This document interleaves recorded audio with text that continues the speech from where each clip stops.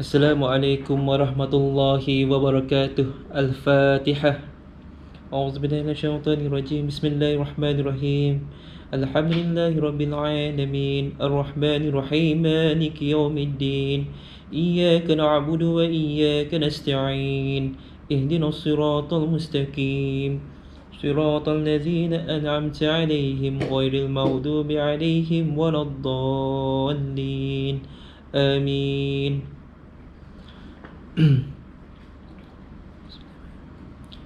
Bismillahirrahmanirrahim. Alhamdulillahirabbil wassalatu wassalamu ala asyrafil anbiya'i wal mursalin sayyidina Maulana Muhammad wa ala alihi washabihi ajma'in.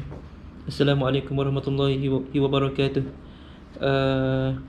Kita berjumpa lagi pada hari yang ketiga untuk saya berkongsi ilmu lah dalam membaca kitab Fadilah Amal.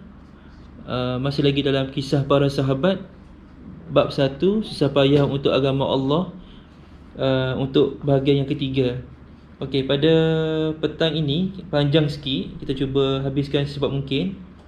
Tajuknya adalah Perdamaian Hudaybiyah dan kisah Sayyidina Abu Basir radhiyallahu an dan Sayyidina Abu Jandal radhiyallahu an. Okey, baik.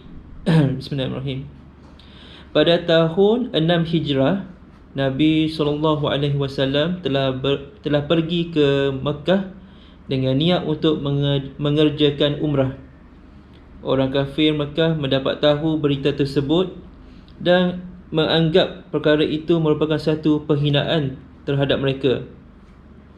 Oleh sebab itu, mereka telah cuba menghalang dan menyekat baginda SAW di Hudaybiyah, satu tempat. Para sahabat SAW yang sanggup mengorbankan nyawa ada bersama-sama baginda SAW. Mereka menganggap pengorbanan nyawa untuk baginda SAW ialah satu kebanggaan.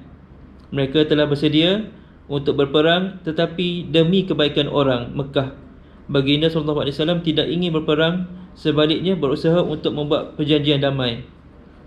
Walaupun para sahabat SAW bersedia dan berani menentang, masih Rasulullah SAW begitu sekali mengambil hati orang-orang kafir sehingga setiap syarat mereka telah diterima.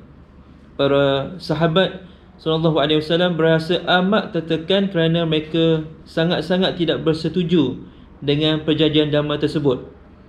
Namun, mereka tidak mempunyai apa-apa pilihan lain apabila berhadapan dengan perintah Nabi Muhammad SAW. Mereka ialah orang yang sanggup mengorbankan nyawa, namun sifat taat mengatasi segala-galanya. Oleh sebab itu, orang yang berani seperti Sayyidina Umar radhiyallahu an pun terpaksa tunduk. Antara syarat yang ditetapkan dalam perjanjian tersebut ialah sekiranya ada orang kafir yang memeluk Islam dan berpindah ataupun berhijrah ke Madinah, maka orang Islam mesti menghantarnya kembali ke Mekah. Sekiranya ada daripada kalangan orang Islam yang murtad dan lari ke Mekah, mereka tidak akan dipulangkan. Sebelum perjanjian tersebut habis ditulis, Sayyidina Abu Jandal radhiyallahu an, seorang sahabat yang telah menanggung berbagai-bagai siksaan kerana memeluk Islam dan telah diikat dengan rantai, tiba-tiba datang dalam keadaan terjatuh-jatuh. Beliau tiba di sisi tentera Islam dengan harapan bahawa melalui pembelaan orang Islam, beliau akan terlepas daripada musibah tersebut. Bapanya, Suhail, yang pada masa itu belum memeluk Islam, sebaliknya telah memeluk Islam sewaktu pembukaan kota Mekah, yakni selepas itu, yang menjadi wakil orang kafir dalam perjanjian tersebut, telah menempeleng anaknya dan berkeras ingin membawanya pulang. Baginda SAW berkata, sekarang perjanjian ini belum berkuat kuasa. Oleh itu, atas dasar apakah engkau mengenakan undang-undang? Allahumma salli ala Muhammad. Walau bagaimanapun, dia tetap berkeras yakni Suhail lah, bapa pada Abu Jandal. Dia tetap berkeras. Kemudian Rasulullah bersabda, serahkanlah orang ini kepadaku semata-mata kerana permintaanku. Namun mereka tetap berdegil. Sayyidina Abu Jandal radhiyallahu an telah melaung memanggil orang Islam dan mengadu, aku datang sebagai orang Islam dan begitu banyak telah aku tanggung musibah, dan sekarang adakah aku akan dikembalikan? Hanya Allah Subhanahu wa taala sahaja yang tahu apa-apa yang terpendam dalam hati orang Islam pada masa itu. Namun kerana menghormati perintah Rasulullah sallallahu alaihi wasallam, beliau pun pulang. Rasulullah sallallahu alaihi wasallam telah menenangkan beliau dan mengarahkan beliau supaya bersabar. Nabi sallallahu alaihi wasallam bersabda, Allah akan membuka jalan untukmu sedikit masa lagi.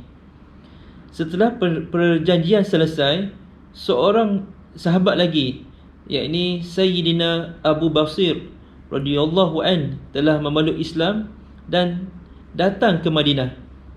Orang kafir menghantar 2 orang wakil untuk membawa beliau pulang. Mengikut perjanjian yang telah dibuat, ni maksudnya selepas perjanjian mengikut perjanjian yang telah dibuat, Rasulullah SAW juga telah memulangkan beliau. Sayyidina Abu Basir radhiyallahu an juga merayu, wahai Rasulullah, saya datang sebagai orang Islam, tuan pula menghantar saya kembali ke dalam cengkaman orang kafir. Rasulullah SAW menyuruh beliau supaya bersabar dan bersabda, Allah Subhanahu wa taala akan membuka jalan untukmu sedikit masa lagi. Sahabat itu pun pulang bersama 2 kafir tersebut. Dalam perjalanan, beliau telah berkata pada salah seorang daripada mereka, wah, nampaknya pedang engkau sungguh cantik. Biasanya orang yang bongkak akan berbangga dengan pujian yang sedikit. Maka si kafir itu telah pun mengeluarkan pedangnya dari sarung sambil berkata dengan bangganya, memang pun saya telah mencuba ke atas beberapa orang. Sambil berkata demikian, dia telah menyerahkan pedang itu kepada Sayyidina Abu Basir radhiyallahu an. Ni kira Sayyidina Abu Basir ni orang yang bijak lah, ada yang helah. Dia ada apa? Dia cuba nak buat sesuatu lah. Okey, so kita teruskan cerita dia. Beliau terus mencuba pedang itu ke atas kafir tersebut. Teman si kafir yang melihat rakannya telah dibunuh terus lari dari situ dan pergi ke Madinah. Dia balik ke Madinah. Sebelum tiba gilirannya untuk dibunuh, dia pergi berjumpa Nabi SAW dan berkata, kawan saya telah mati dan akan tiba giliran saya pula. Hebatnya Sayyidina Abu Basir. Okey, sebab itu Sayyidina Abu Basir radhiyallahu an pun tiba. Dia kejar. Dia dapat jumpa orang kafir tu. Dan jumpa terus pada Rasulullah dan berkata, wahai Rasulullah, tuan telah menunaikan janji tuan dengan mengembalikan saya. Sekarang saya sendiri tidak ada apa-apa janji yang mesti ditunaikan, sedangkan mereka ini menghalang saya daripada agama saya. Oleh sebab itu saya telah melakukan perkara ini. Nabi SAW bersabda, ini ialah penyamarat perang. Alangkah baiknya jika ada sesiapa yang dapat menolong dan membantunya. Melalui kata-kata Nabi SAW tersebut, Sayyidina Abu Basir radhiyallahu an telah dapat memahami bahawa pada masa itu pun sekiranya ada orang kafir datang menuntut beliau, maka beliau akan diserahkan kepada orang itu. Maksudnya sebab sudah ada perjanjian Hudaybiyah tu. Jadi memang Sayyidina Abu Basir pun dah tahu dah, kalau orang kafir yang seterusnya datang nak ambil dia pun, dia terpaksa juga kena tangkap dan balik ke Mekah. Oleh sebab itu, beliau telah bertolak dari situ dan pergi ke satu tempat di tepi pantai. Tapi dia tak cakap lah tepi pantai mana ni, wallahu a'lam lah. Orang Makkah telah dapat mengetahui hal tersebut. Maksudnya dah tersebar lah cerita dia. Maka Sayyidina Abu Jandal, ingat yang cerita yang sebelum ni, telah pun datang ke sana juga secara bersembunyi. Selepas itu, sesiapa sahaja yang memeluk Islam telah pergi ke sana dan menyertai mereka. Mereka buat satu jemaah kecil. Hanya Allah Subhanahu Wa Taala yang mengetahui apakah yang berlaku pada mereka di padang pasir tersebut yang tidak mempunyai penduduk, kebun tak ada, dan tak ada apa-apa kemudahan pun. Makanan, wallahu alam. Walau bagaimanapun, sahabat-sahabat itu telah menyekat, ni sahabat-sahabat yang jemaah tu lah, okey, telah menyekat perjalanan para pezalim yang telah menyebabkan mereka lari dari Mekah. Mereka telah melawan dan berperang dengan kafilah-kafilah yang lalu di sana, hinggakan orang kafir telah menghantar utusan berjumpa Nabi SAW kerana mereka merasa tertekan. Maksudnya jemaah kecil ini, mereka mereka bersembunyi satu tempat, tapi mereka dalam masa sama mereka melawan sesiapa yang orang kafir yang daripada Mekah yang nak ambil mereka, yang mereka pernah buat jahat dengan mereka. So mereka macam fight back balik, mereka melawan. So sampaikan orang kafir di Mekah, mereka merasa tertekan sebab mereka merasakan tergugat lah dengan jemaah kecil ni. Jadi mereka jumpa Nabi.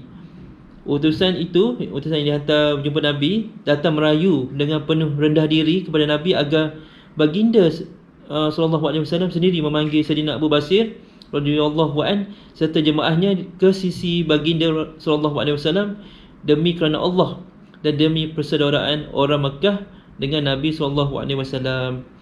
Dengan itu mereka semua termasuk dalam perjanjian Hudaybiyah, dan jalan perhubungan orang Mekah akan terbuka semula.